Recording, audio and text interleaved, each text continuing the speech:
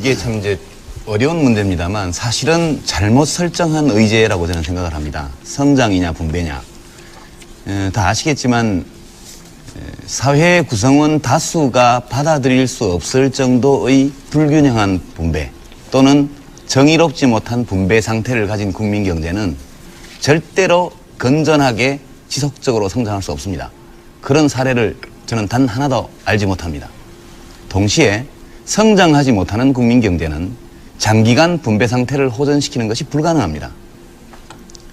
그래서 우리가 이 성장과 분배는 늘 일정 정도의 이 공존 관계이기도 하고 일정 정도 갈등 관계이기도 합니다. 단기적으로 보면 이것이 갈등 관계인 경우가 종종 나타나지만 길게 보면 둘은 같이 갈 수밖에 없는 문제거든요.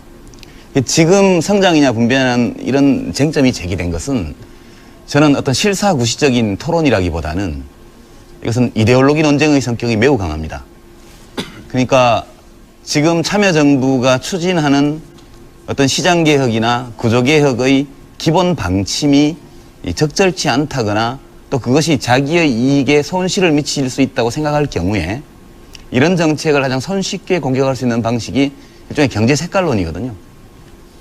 분배 위주로 간다. 성장이 저해될 것이다.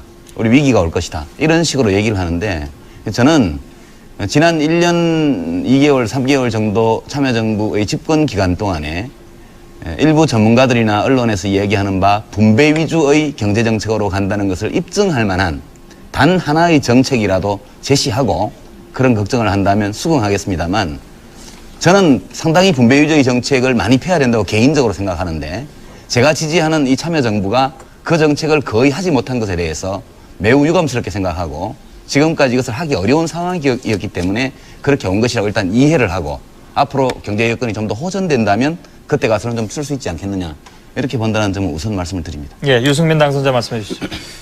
유시민 당선자께서 성장이냐 분배냐를 이렇게 너무 이렇게 구분해서 볼 필요가 없고 장기적으로 이게 상당히 이제 좀 이렇게 같이 물려서 가는 그런 측면이 있다. 그 점에 대해서는 이제 저도 뭐 100% 동감이고요. 다만 그 끝에 이제 이게 실사구시 논쟁이 아니고 이게 이데올로기 논쟁이다. 그 점에 대해서는 저는 조금 생각을 달리 합니다. 왜냐하면 지금 아까도 말씀드렸지만 수십 년간 그 시대에 강조해오던 경제발전 전략이라는 게 분명히 있었습니다. 어디에 더 이제 강조를 하느냐 그게 있었는데 저는 분배에 대해서 우리가 한 17년 정도의 기간 동안 상당히 강조를 해왔고 그래서 지금은 분배는 상당히 좀 내실화, 알차게 할 때가 됐습니다. 그런데 아까 그 참여정부 집권 1년 동안 분배 위주 정책으로 간 증거가 있느냐 저는 뭐 그런 것도 별로 기억이 안 납니다. 그 대신에 제가 문제를 삼고 싶은 거는 일단 참여정부 1년 동안 경제정책이 별로 없었습니다. 분배이고 성장에 관해 경제정책이 별로 없었고 맨날 조중동하고 싸우고 코드 맞추고 정치만 했고 정치 과잉이지 경제에 대해서는 굉장히 무관심했습니다. 일단 우선적으로 그걸 지적하지 않을 수 없고 경제정책 분야에서는 굉장히 우왕좌왕했습니다. 작년에 그 대학 교수들이 붙여준 별명이 우왕좌왕 아닙니까? 그 굉장히 우왕좌왕했고요. 그다음에 또 하나 중요한 문제는 분배를 열심히 하는 건 좋습니다. 좋은데 성장에 대한 해법을 분명히 특히 요즘과 같이 서민들이 고통받고 일자리가 없고 이런 시절에는 정부가 성장에 대한 해법이 우리는 이거다라고 제시할 수 있어야 됩니다. 제가 기억나는 한 가지밖에 없습니다. 작년 어느 때인가 신성장 산업 10개 그거 발표한 거 딱 하나밖에 저는 기억이 나지 않습니다. 그래서 그걸 가지고 경제 색깔론이다 이렇게 말씀하실 게 아니라 분배도 열심히 해야 되지만 책임 있는 정부라면 이렇게 경제가 어려울 때는 우리가 어떻게 이 경제를 지속 가능한 그런 성장을 실현을 시키겠다. 이거를 좀 내놔야 됩니다. 그런데 수십 개 로드맵을 만들면서 제가 기억나는 성장의 방법이 뭔지 그게 없다는 그런 지적을 좀 드리고 싶습니다. 짤막하게만 예, 말씀하시죠. 제가 또 반론 잠깐만 짤막하게만 예. 말씀을 드릴게요. 그러니까 이제 그 비판하신 건 좋습니다. 근데 이제 비판도 좀 저는 실사구시적이었으면 좋겠다 이런 생각이 드는데요. 한나라당에서 좋은 의견이 있으시면 제안을 주십시오. 아주 구체적인 정책으로. 그럼 저희가 뭐 집권당이고 다수당이기 때문에 그 정책이 충분히 합리적이고 또 단기적으로 투자 진작을 하고 또 국민들의 생활을 개선하는 데 도움이 될 만한 정책이라면 무엇이든 간에 긍정적으로 받아들이려고 합니다. 근데 단순히 우왕좌왕했다, 아무것도 없었다 이렇게 얘기를 해버리면 그러면 그 수많은 경제부처의 공무원들은 지난 1년 동안 다 놀았다는 얘기며 대통령이 하루 일정 가운데 1.6회 정도가 경제민생 관련이었고 전체 일정 60% 이상이 전부 경제민생 관련 회의나 방문 이런 것이었습니다. 근데 그건 좀 지나치게 이제 모욕적인 표현이라고 저는 생각하고 정치적인 공격으로는 이해를 하겠습니다만은 그렇게 해서 우리 경제가 좋아질 수는 없다는 점을 말씀을 드리고요. 하나만 딱 첨언해서 드리면 오늘 아마 2001년도인가요? 노벨 경제학상 받은 스티글리츠 교수가 이제 한국에 와서 여러 언론사들과 이제 대담을 했습니다. 그 내용 중에 보면 한국 경제를 위해서 한 충고가 하나 있는데요. 93년, 94년경 클린턴 행정부 미국, 이 클린턴 행정부의 경험을 좀 잘 참고해봐라. 이 클린턴 행정부가 찾은 것이 레이건 시대에 너무나 이 성장 위주, 공급자 위주로 가 있던 미국 경제를 이 성장과 분배의 균형점으로 이동시키는 노력을 했고, 지금 한국 정부도 그 둘 사이에 어떤 중간 지점을 지금 찾고 있는 걸로 보이고 수년 내에 이렇게 노력하면 한국은 한국적인 자본주의 형식을 가지게 될 것이라는 이제 이런 격려성의 이런 말씀을 주셨는데요. 저는 이런 지적들이 우리에게 매우 유용한 지적이라고 생각을 하고 아주 실용주의적으로 정말로 이 대목에서는 실용주의적으로 우리가 이 두 개의 소중한 가치를 절충하고 타협하고 또 동시에 어느 정도 성취해낼 수 있는 이런 방안을 앞으로 오늘 토론에서 저는 많이 나오기를 기대를 하겠습니다. 제가 말씀해 드리겠습니다. 예. 글쎄요, 노벨 경제학상을 받았다고 해서 꼭 한국 경제에 적합한 그런 해법을 제시한 것은 아닙니다. 미국에 다양한 대학 교수가 있고 경제학자들이 있습니다만은 스티글리츠 교수는 이제 약간 이제 미국의 어떤 성장 그런 좀 반대하는 그런 경향이 강하고 이분이 월드뱅크에서 상당히 오래 근무를 하셔가지고 특히 이제 조금 미국 모델에 대해서 그렇습니다만은 미국의 경우에도 클린턴이 그렇게 분배나 아니면 레이건 때 못했던 그런 거를 할 수 있었던 기반이 어디서 나왔느냐 하면 레이건 8년 동안 레이건이 잡아놓은 그 토대 위에서 클린턴이 그렇게 할 수 있었습니다. 그래서 우리도 마찬가지입니다. 우리도 어떤 정부가 분배에 신경을 쓰려면 우리가 87년부터 분배에 신경 쓰는 거 어떻게 할 수 있었습니까? 그 이전에 성장 기반이 다져졌기 때문에 그 위에서 분배를 할 수 있었던 겁니다. 그래서 제가 말씀드리는 거는 이거는 경제라는 건 길게 가는 거기 때문에 지금 분배에 대해서 신경을 많이 썼고 그거 하나자는 소리가 아니고 내추럴 하는데 성장의 해법이 뭔지 그걸 자꾸 찾자는 그런 말씀을 드리는 겁니다. 그래서 그 정도. 마지막에 이제 분배를 통한 성장을 말씀하시고요. 아까 유시민 의원께서 말씀하시고 지금 계속 이제 강조하시는 부분이 양극화, 불균형 이런 부분입니다. 물론 박정희 전두환 시절에는 일부러 성장 전략을 그런 불균형 전략을 쓴 것도 사실입니다. 그런데 그 이후에 우리가 경험을 보면요. 분배가 언제 제일 악화됐냐, 언제 제일 나빠졌냐를 보면 진위 계수를 봐도 그렇고 상위 10%, 하위 10% 나누는 값을 봐도 그렇습니다. 이거는 우리가 생생하게 경험한 겁니다. IMF 같이 경제가 마이너스 6.7% 성장할 때, 그러니까 성장이 아주 푹 떨어질 때, 작년같이 그럴 때 분배가 굉장히 악화가 됩니다. 왜 성장이 안 되면 분배가 더 악화되고 성장이 되면 분배가 조금 좋아지느냐? 그거를 저는 꼭 아셔야 된다고 생각하는 게요. 성장이 되면 산업 저변도 늘어나고요. 그다음에 서민들도 일자리를 더 갖게 되고 그래서 분배 구조가 개선이 됩니다. 근데 성장이 안 되면 제일 견디기 힘든 게 가난한 서민들입니다. 그리고 제일 경쟁력이 없는 중소기업들입니다. 자영업자, 아주 영세한 사람들. 그러니까 우리가 왜 성장을 하느냐? 결국은 서민과 아주 경쟁력이 약한 소기업들 그 사람들을 위해서 성장을 하는 겁니다. 그런데 민주노동당에서는 분배를 통한 성장이라고 말씀하시는데요.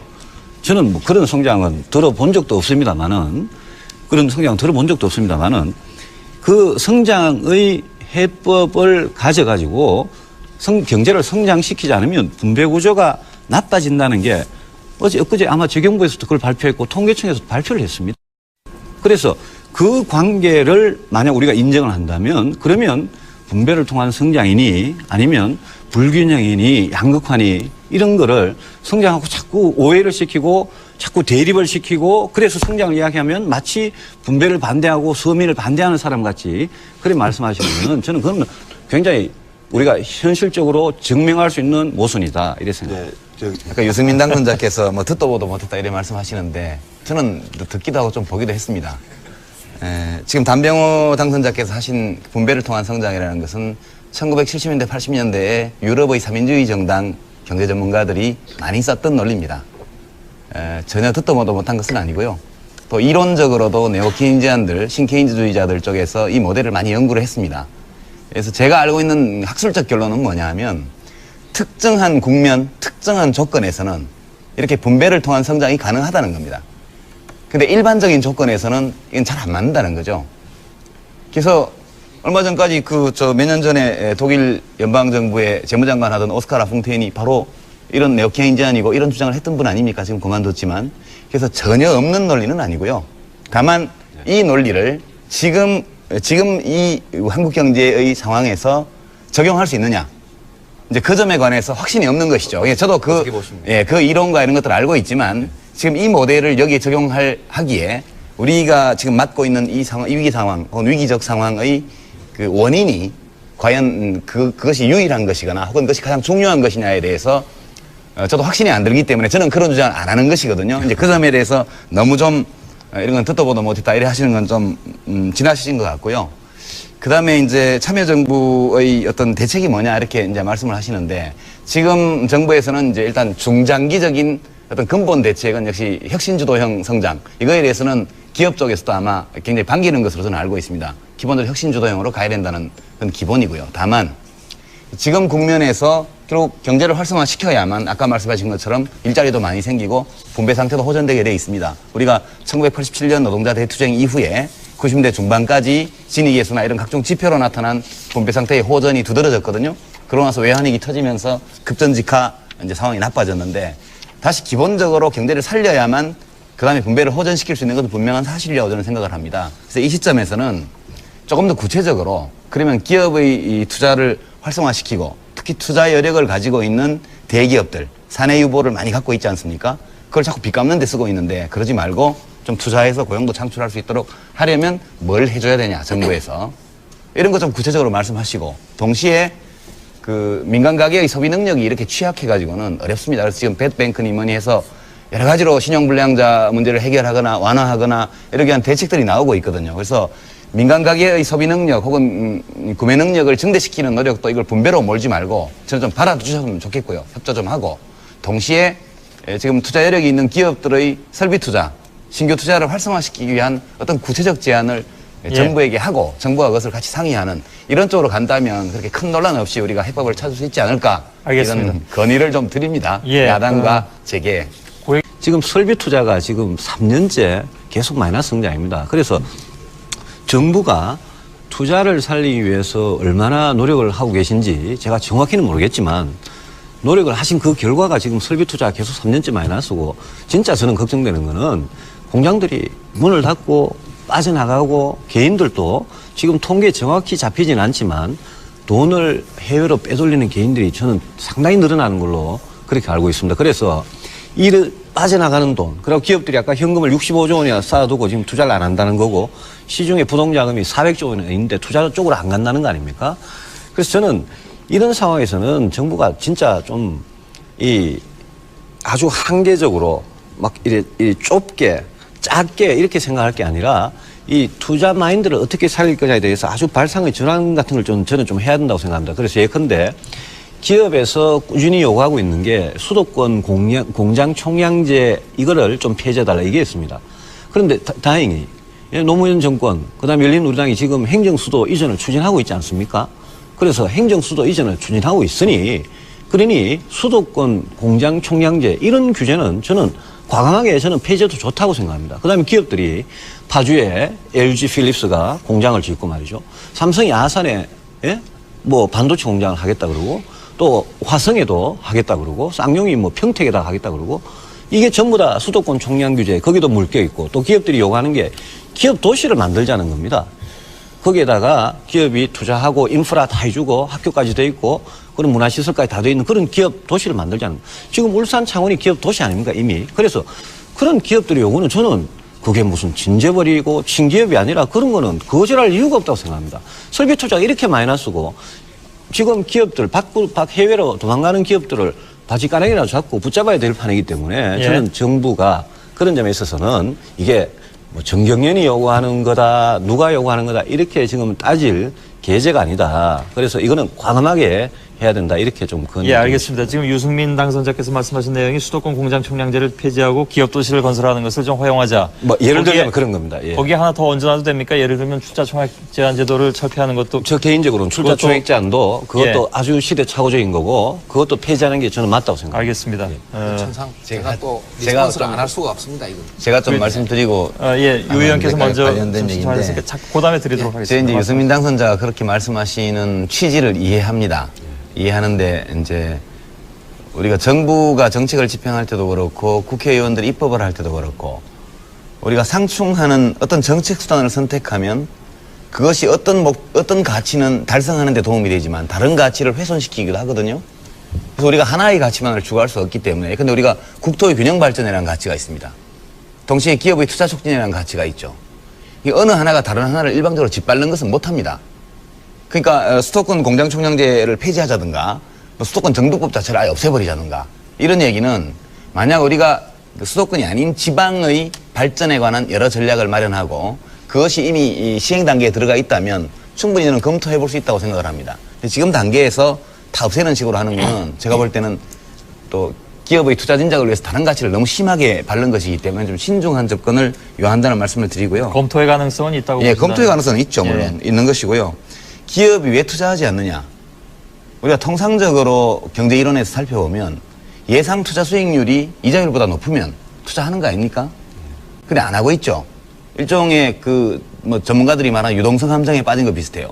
사내 유보도 엄청 많고 금리도 굉장히 낮은데 정부가 금융정책, 통화정책을 아무리 써도 투자를 안 합니다. 그러니까 이것은 수익 전망이 몹시 낮기 때문이거나 그러니까 수익성 있는 투자거리가 없거나 또는 수익성 있는 투자거리가 있음에도 불구하고 정부가 쳐놓은 규제 장벽 때문에 그 프로젝트를 집행할 수 없거나 둘 중에 하나일 겁니다, 아마. 그래서 투자 수익 예상이 예상 투자 수익률이 낮은 어떤 사업밖에 없다면 우리가 정부와 기업이 서로 협의해서 기업들이 높은 수익을 기대할 수 있는 뭐 새로운 산업 분야를 찾던가 할 수 있겠죠. 동시에 이미 수익률이 있는 투자거리가 있는데 구체적으로 어떤 규제 때문에 막히는 게 있다면 이건 대화에서 풀어야 됩니다.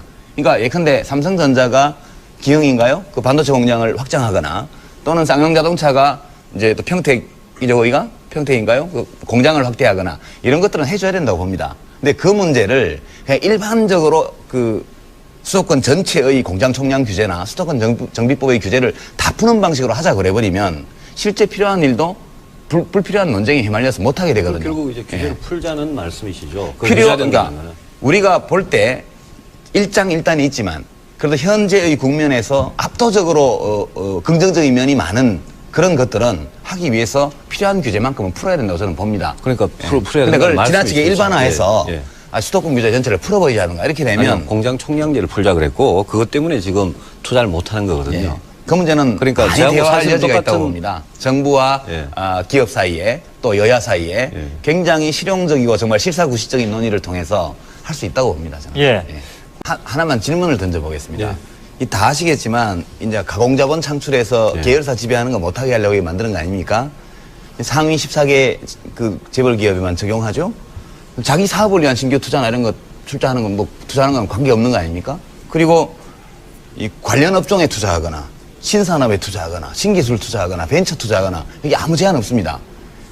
근데 그럼에도 불구하고 끊임없이 이것을 요구하는 목소리가 있는데 출자 총액 제한 제도를 폐지하면 기업의 신규 투자, 설비 투자가 늘 수 있다는 논거를 한번 제시해 보시겠습니까? 그러면 뭐 한번 검토해 보죠. 뭐. 근데 저는 그런 논거를 못 봤거든요. 방금 두 분께서 출자 총액 제한 제도가 이게 이제 순자산의 25% 이내로 규제를 하면서 이제 뭐 시청자분들이 굉장히 이제 기술적인 이야기까지 합니다만은 기왕이면 쉽게 풀어서 말씀해 주시면 예, 되죠. 굉장히 이제 예외 조항을 많이 뒀단 말입니다. 그래서 예외 조항을 많이 뒀기 때문에 구멍이 숭숭 나가지고 기업들이 전혀 여기에 제약을 안 받고 투자 마음대로 한다.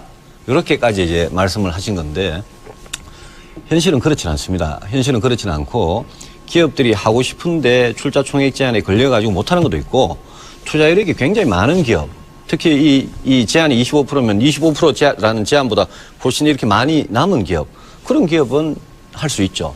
할 수 있는데 그게 아니고 25%에 이렇게 딱 걸려 있을 수가 있습니다. 기업이. 그런데 뭔가 투자를 하고 싶은데 이게 예외 조항에 해당이 안 돼가지고 투자를 못하는 그런 실질적인 경우가 최근에도 있었습니다. 그렇기 때문에 이게 완전히 무용지물이면 규제는 또 거꾸로 이야기하면 완전히 무용지물은 규제할 필요가 없지 않습니까? 투자를 못하는 게 아니라 출자를 못하는 아니요. 거죠. 그래서 그 문제에 대해서도 이현재 부총리께서는 출자 총액 제한에 대해서 상당히 완화, 폐지에 가까운 폐지라는 표현을 안 썼습니다만 그런데 강철규 공정거래위원장께서는 이현재 부총리의 그런 발언에 대해서 출자와 투자를 구분 못한다. 이렇게 이제 말씀하셨는데 방금 이제 유시민 의원께서 그 말씀을 하시려고 그러는데 출자라는 거는 이제 자본에 참여하는 거죠. 그죠? 투자라는 거는 출자가 투자 안에 이렇게 포함된 개념이죠. 그런데 출자는 투자가 아니다. 이렇게 말씀하실 수는 없죠. 아니요, 그렇지 출자가 않습니까? 투자가 아니라는 것은 아닌데 예. 모든 출자가 투자인 것은 아니죠. 그러니까 이 제도는 원래 도입했을 때부터 우리가 말하는 실물 투자, 그죠? 공장을 짓고 설비를 들이고 사람을 고용하고 이런 실물 투자가 아닌 그 가공의 자본을 창출하기 위한 출자, 순수의 출자 이걸 규제하기 위해서 한 것이고 적용 범위가 극히 좁거든요. 아, 그래서 예, 지금 이것이 원래 의도는 그런데 실제 투자가 수반되는 출자도 같이 있죠. 규제를 받죠.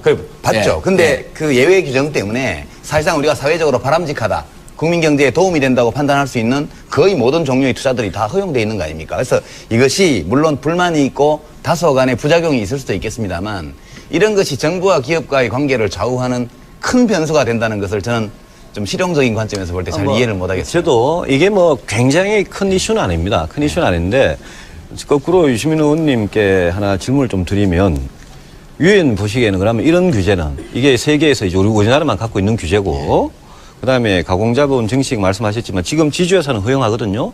지주회사가 자회사에 출자하는 것도 이것도 어차피 가공자본입니다. 그런데 유 의원님께서는 이 출자 총액 제한을 언제쯤 그러면 없애면 된다. 이렇게 보십니까? 그러니까요. 이렇게 이제 그 두 번째 질문은 너무 복잡한 문제라 제가 여기서 답변 안 드리겠고요. 이제 국제적으로 전례가 없는 이런 제도를 왜 우리만 하느냐. 아니요, 그게 아니라 제 말 의문의 핵심은 예. 이런 규제를 그러면 유 의원께서는 예. 언제쯤 없애는 게 좋다 이렇게 보시나요? 그러니까 이 규제가 도입된 것은 이제 대한민국처럼 이렇게 그 몇 개의 몇 사람의 집안이 국민 경제 전체를 어떻게 보면 좌지우지하는 이런 나라가 없거든요. 세계적으로 조그만 나라 어떤 이상한 데 빼면은. 지금 아까도 말씀하셨지만 무슨 상장 기업 중에 위에 10% 이렇게 하면 다 재벌 기업이고 전부 다 총수 일가가 지배하는 기업 아닙니까? 근데 그 사람들이 마음먹는 때에 따라서 국민 경제가 좌지우지되는 이런 것이 문제가 있으니까 지금 우리가 바람직한 기업 시스템이 어떤 것이냐 이런 것들에 대한 많은 논의를 하고 있지 않습니까? 그래서 이런 규제 자체가 필요 없을 정도로 기업 경영이 투명화되고 합리화되고 어떤 개인이나 일족에 의해서 기업의 운명이 좌우되는 사태 이런 것이 심각한 우려를 낳지 않을 정도로 됐을 때 그때는 이런 규제가 필요 없죠, 당연히. 실제로 이 법을 국회에서 법을 바꾸려면요. 제일 문제가 서울, 인천, 경기의 국회의원들하고 충청도 국회의원들 싸우는 겁니다. 그래서 제가 아까 말씀드린 게 지금 이 정권이 행정 수도를 옮기고 있지 않습니까? 그렇지 않습니까? 그 최대의 소유자가 충청도입니다. 그렇지 않습니까? 이걸 다 옮기고 나버리면 이 공장 총량 규제 이게 절대 못 풉니다. 그러니까 지금이 저는 호기다 이겁니다. 근데 너무 이제 그러니까 트레이드를 하는 겁니다. 예? 맞바꾸는 설득할 좋은 주관적인 기회다 이 예, 말씀. 설득할 예. 좋은 기회입니다. 이거는. 그리고 투자가 그만큼 절박하고요. 그다음에 두 예. 번째는 요거 한 간단히만 지금 시청자들께서 아까 그 유시민 의원님하고 또 이제 우리 김영배 부회장님하고 사이에 약간의 이제 설전이 오가면서 투자 사보타지라는 말씀하셨습니다. 저는 오늘 노무현 대통령 열린우당 입당하셨죠.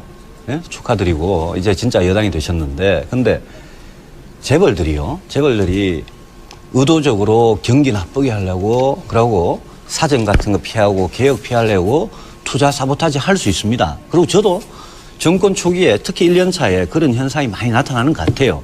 그런 현상이 있을 수도 있지만 대통령께서나 아니면 집권 여당이나 정부에서는 그런 거 쳐다보시면 안 됩니다. 그거 쳐다보지 말고 지금 투자가 얼마나 어렵고 투자가 안 되고 얼마나 어려우냐. 사보타지 무서워가지고 투자 촉진을 못한다. 저는 막 그렇게 말씀 안 하셨지만 만약 그런 마인드라면 아직도 좀 갈 길이 멀다 싶은 생각이 좀 듭니다. 제가 예. 말을 하는 걸 다 들었지 않습니까? 어떤 맥락에서 제가 겁이 난다고 물론 근데 말씀드렸잖아요. 그 투자 사보타지라는 이게 게 이 대한민국은요 대통령 혼자 움직이게 하는 나라도 아니고 정부 관료들이 마음대로 하는 나라도 아니고 이미 네. 국가와 민간 사이에 상당한 정도의 힘의 균형이 있어가지고요 정부 마음대로 절대로 못 끌고 갑니다. 그래서 제가 자꾸 기업과 재계와 정부 혹은 대통령과 그 대기업 사이에 정말로 허심탄회한 토론과 대화가 필요하다는 점을 누누이 기회 있을 때마다 말씀드리는데요. 알겠습니다. 서로 힘의 한계와 자기의 권한을 인정하면서 같이 가야 된다고 봅니다. 예. 그런 맥락에서 말씀드린 거예요. 예. 자, 말씀 중이에요. 아까부터 계속 강조해 오신 게 이제 대기업과 이 중소기업의 하청 관계에서 이제 중소기업한테 일종의 그 착취라는 표현은 안 쓰셨지만 중소기업한테 굉장히 이제 압박을 가하는 그런 이제 그걸 말씀하시는데 그게 이제 굉장히 이제 닫힌 경제 같으면 그런 말씀이 가능하신데 이게 우리 경제가 이제 굉장히 열린 경제고 다른 나라들도 마찬가지입니다. 지금 다국적 기업이라는 게 부가가치가 조금이라도 낮은 공정은 다 회사 바깥으로 자꾸 떼는 그런 일을 하고 있고 그렇게 떼면서 세계 어디에서 제일 싸게 이렇게 이 일을 처리할 수 있나 이걸 찾는 그런 세상인데 저는 말씀하신 것 중에 그 대기업의 뭐 대기업한테 주주한테 돌아가는 거 주식 가격이 오른 거 이렇게 이제 일일이 카운트를 하시면서 이제 중소기업한테 너무 안 간다 이런 말씀하시는데 그게 이제 과연 지금 우리 현실에서 이렇게 이미 온 단계에서 그렇게 갈 수가 있는지가 의문이고요. 이 비정규직 문제는 지금 포인트가 저는 좀 딴 데 같다 싶은 생각이 드는 게 이 비정규직 문제는 진짜 이거는 진짜 약자의 문제입니다. 약자의 문제고 저는 민주노총이나 한국노총에서 또 출신이시고 한국노총에서 오신 분이고 아주 조직화된 노동계 안에 강자의 대표 아니십니까? 근데 이 강자들께서 약자를 지금 이제 걱정을 해주시는 건데 이왕 걱정을 해주시는 김에 이 문제는 정부가 혼자는 해결 못할 겁니다. 그 다음에 네. 이 모든 비정규직의 처우 개선, 정규직화도 이런 데 다 드는 이 모든 비용이 기업한테 다 부담하라. 이러면 그 말은 좋습니다. 그래 되면 저도 좋겠습니다. 다만 그래 되면 기업들 여기 남아 있겠습니까? 알겠습니다. 그래서 이 문제는 저는 이 문제야말로 노사정 대화가 굉장히 필요한 문제고 예. 그래서 이 문제야말로 앉아가지고 진짜 그 노동계의 강자분들께서는 얼마나 좀 양보를 하실지 정부는 어떤 역할을 하실지 예. 그리고 기업들은 정리해 어떤 주시죠. 몫을 하실지 이거는 진짜 대화가 필요한 알겠습니다. 이야기가 요 부분 반론 있으시면 한 번만 듣고요. 유 의원께서 말씀하시겠어요? 예, 뭐 반론이라고 하기도 어렵고 아니라고 하기도 어려운데요. 예, 말씀하세요. 짧게 말씀해 주시고 그러니까 그냥 시청자 전화 좀 받도록 예, 우리 하겠습니다. 개방 경제니까 다 참아야 된다. 이거는 아마 이제 받아들이시기 어려울 거고요. 다만 저희 이제 열린우리당 총선 공약도 그랬는데요. 비정규직에 대한 불평등한 차별은 철폐해야 됩니다. 이게 고용기간이 을 이제 한정해서 기업에게 이제 인건비 부담이라든가 또 노무 관리 부담을 덜 주고 또 유연성을 강화해주는 이런 취지는 뭐 좋을 수 있으나 이걸 약용해서 부당하게 차별을 하거나 또는 제도를 남용하는 것은 시정할 수 있도록 법률을 정비해야 된다고 보고요. 그다음 이 비정규직 노동자들 경우에 사회 안전망 속으로 좀 더 깊이 편입시키는 조처가 또 필요하다고 보고 있습니다. 예. 다만 지금 민주노총이나 혹은 노동계 쪽에서 계속해서 민주노동당도 포함해서 계속해서 고용 안정화 그리고 노동자들에 대한 사회적 보호 강화 이것을 주장하고 있으면서 동시에 비정규직 문제의 해결을 또 이야기한다는 것은 상당히 앞뒤가 맞지 않는다. 이 고용 안정을 강화하고 노동권에 대한 사회적 보호를 강화하면 할수록 노동계층 안에서 인사이드인 정규직과 아웃사이드인 비정규직 사이의 격차는 더욱더 벌어질 가능성이 높기 때문에 그 정책에 관해서는 좀 저는 신중하게 예. 재검토해 주셨으면 합니다.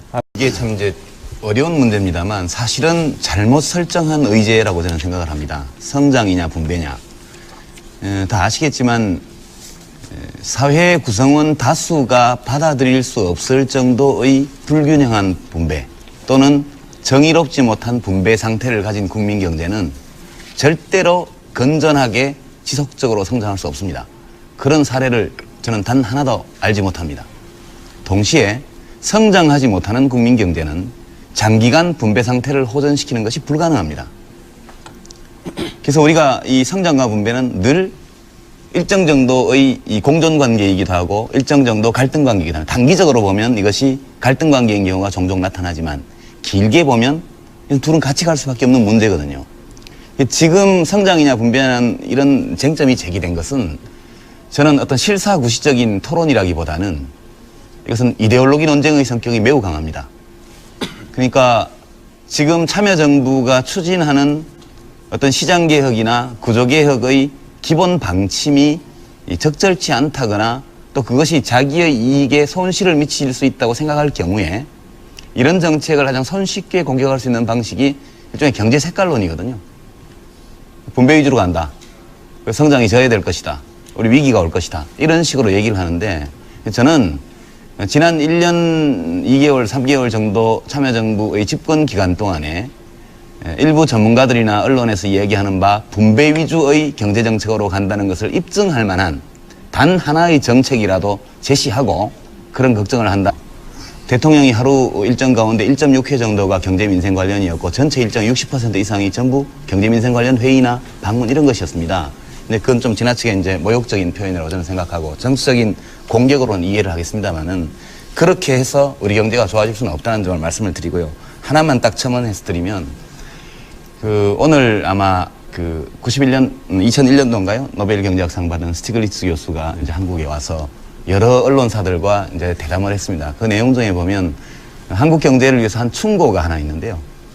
93년, 94년경 클린턴 행정부 미국, 이 클린턴 행정부의 경험을 좀 잘 참고해봐라. 이 클린턴 행정부가 찾은 것이 레이건 시대에 너무나 이 성장 위주, 공급자 위주로 가 있던 미국 경제를 이 성장과 분배의 균형점으로 이동시키는 노력을 했고, 지금 한국 정부도 그 둘 사이에 어떤 중간 지점을 지금 찾고 있는 걸로 보이고, 수년 내에 이렇게 노력하면 한국은 한국적인 자본주의 형식을 가지게 될 것이라는 이제 이런 격려성의 이런 말씀을 주셨는데요. 저는 이런 지적들이 우리에게 매우 유용한 지적이라고 생각을 하고, 아주 실용주의적으로, 정말로 이 대목에서는 실용주의적으로 우리가 이 두 개의 소중한 가치를 절충하고 타협하고 또 동시에 어느 정도 성취해낼 수 있는 이런 방안은 앞으로 오늘 토론에서 저는 많이 나오기를 기대를 하겠습니다. 제가 말씀해도 되겠습니다. 예. 글쎄요, 노벨 경제학상을 받았다고 해서 꼭 한국 경제에 적합한 그런 해법을 제시한 것은 아닙니다. 미국에 다양한 대학 교수가 있고 경제학자들이 있습니다만은 스티글리츠 교수는 이제 약간 이제 미국의 어떤 성장에 그런 좀 반대하는 그런 경향이 강하고 이분이 원심했습니다. 일단 우선적으로 그걸 지적하지 않을 수 없고 경제 정책 분야에서는 굉장히 우왕좌왕했습니다. 작년에 그 대학 교수들이 붙여준 별명이 우왕좌왕 아닙니까? 그거 굉장히 우왕좌왕했고요. 그다음에 또 하나 중요한 문제는 분배를 열심히 하는 건 좋습니다. 좋은데 성장에 대한 해법을 분명히 특히 요즘과 같이 서민들이 고통받고 일자리가 없고 이런 시절에는 정부가 성장에 대한 해법이 우리는 이거다라고 제시할 수 있어야 됩니다. 제가 기억나는 한 가지밖에 없습니다. 작년 어느 때인가 신성장 산업 10개 그거 발표한 거 딱 하나밖에 저는 기억이 나지 않습니다. 그래서 그걸 가지고 경제 색깔론이다 이렇게 말씀하실 게 아니라 분배도 열심히 해야 되지만 책임 있는 정부라면 이렇게 경제가 어려울 때는 우리가 어떻게 이 경제를 지속 가능한 그런 성장을 실현을 시키겠다. 이거를 좀 내놔야 됩니다. 그런데 수십 개 로드맵을 만들면서 제가 기억나는 성장의 방법이 뭔지 그게 없다는 그런 지적을 좀 드리고 싶습니다. 짤막하게만 예, 말씀하시죠. 제가 또 반론 잠깐만 짤막하게만 예. 말씀을 드릴게요. 그러니까 이제 그 비판하신 건 좋습니다. 근데 이제 비판도 좀 저는 실사구시적이었으면 좋겠다 이런 생각이 드는데요. 한나라당에서 좋은 의견이 있으시면 제안을 주십시오. 아주 구체적인 정책으로. 그럼 저희가 집권당이고 다수당이기 때문에 그 정책이 충분히 합리적이고 또 단기적으로 투자 진작을 하고 또 국민들의 생활을 개선하는 데 도움이 될 만한 정책이라면 무엇이든 간에 긍정적으로 받아들이려고 합니다. 근데 단순히 우왕좌왕했다, 아무것도 없었다 이렇게 얘기를 해버리면 그러면 그 수많은 경제부처의 공무원들은 지난 1년 동안 다 놀았다는 얘기며 하면 수긍하겠습니다만 저는 상당히 분배 위주의 정책을 많이 펴야 된다고 개인적으로 생각하는데 제가 지지하는 이 참여정부가 그 정책을 거의 하지 못한 것에 대해서 매우 유감스럽게 생각하고 지금까지 이것을 하기 어려운 상황이었기 때문에 그렇게 온 것이라고 일단 이해를 하고 앞으로 경제 여건이 좀 더 호전된다면 그때 가서는 좀 쓸 수 있지 않겠느냐 이렇게 본다는 점을 우선 말씀을 드립니다. 예, 유승민 당선자 말씀해 주시죠. 유시민 당선자께서 성장이냐 분배냐를 이렇게 너무 이렇게 구분해서 볼 필요가 없고 장기적으로 이게 상당히 이제 좀 이렇게 같이 물려서 가는 그런 측면이 있다. 그 점에 대해서는 이제 저도 100% 동감이고요. 다만 그 끝에 이제 이게 실사구시 논쟁이 아니고 이게 이데올로기 논쟁이다. 그 점에 대해서는 저는 조금 생각을 달리합니다. 왜냐하면 지금 아까도 말씀드렸지만 수십 년간 그 시대에 강조해오던 경제발전 전략이라는 게 분명히 있었습니다. 어디에 더 이제 강조를 하느냐 그게 있었는데 저는 분배에 대해서 우리가 한 17년 정도의 기간 동안 상당히 강조를 해왔고 그래서 지금은 분배는 상당히 좀 내실화, 알차게 할 때가 됐습니다. 그런데 아까 그 참여정부 집권 1년 동안 분배 위주 정책으로 간 증거가 있느냐? 저는 뭐 그런 것도 별로 기억이 안 납니다. 그 대신에 제가 문제를 삼고 싶은 거는 일단 참여정부 1년 동안 경제정책이 별로 없었습니다. 분배이고 성장에 관해 경제정책이 별로 없었고 맨날 조중동하고 싸우고 코드 맞추고 정치만 했고 정치 과잉이지 경제에 대해서는 굉장히 월드뱅크에서 상당히 오래 근무를 하셔가지고 특히 이제 조금 미국 모델에 대해서 그렇습니다만은 미국의 경우에도 클린턴이 그렇게 분배나 아니면 그 레이건 때 못했던 그런 거를 할 수 있었던 기반이 어디서 나왔느냐 하면 레이건 8년 동안 레이건이 잡아놓은 그 토대 위에서 클린턴이 그렇게 할 수 있었습니다. 그래서 우리도 마찬가지입니다. 우리도 어떤 정부가 분배에 신경을 쓰려면 우리가 87년부터 분배에 신경 쓰는 거 어떻게 할 수 있었습니까? 그 이전에 성장 기반이 다쳐졌기 때문에 그 위에서 분배를 할 수 있었던 겁니다. 그래서 제가 말씀드리는 거는 이거는 경제라는 건 길게 가는 거기 때문에 지금 분배에 대해서 신경을 많이 썼고 그거 하나자는 소리가 아니고 내실화를 하는데 성장의 해법이 뭔지 그걸 자꾸 찾자는 그런 말씀을 드리는 겁니다. 그래서 그 정도. 그 마지막에 이제 분배를 통한 성장을 말씀하시고요. 아까 유시민 의원께서 말씀하시고 지금 계속 이제 강조하시는 부분이 양극화, 불균형 이런 부분입니다. 물론 그 박정희 전두환 시절에는 일부러 성장 전략을 그런 불균형 전략을 쓴 것도 사실입니다. 그런데 그 이후에 우리가 경험을 보면요. 분배가 언제 제일 악화됐냐, 언제 제일 나빠졌냐를 보면 뭐 진위계수를 봐도 그렇고 상위 10%, 하위 10% 나누는 값을 봐도 그렇습니다. 이거는 우리가 생생하게 경험한 겁니다. IMF 같이 경제가 마이너스 6.7% 성장할 때, 그러니까 성장이 아주 푹 떨어질 때, 작년같이 그럴 때 분배가 굉장히 악화가 됩니다. 왜 성장이 안 되면 분배가 더 악화되고 성장이 되면 분배가 조금 좋아지느냐? 그거를 저는 꼭 아셔야 된다고 생각하는 게요. 성장이 되면 산업 저변도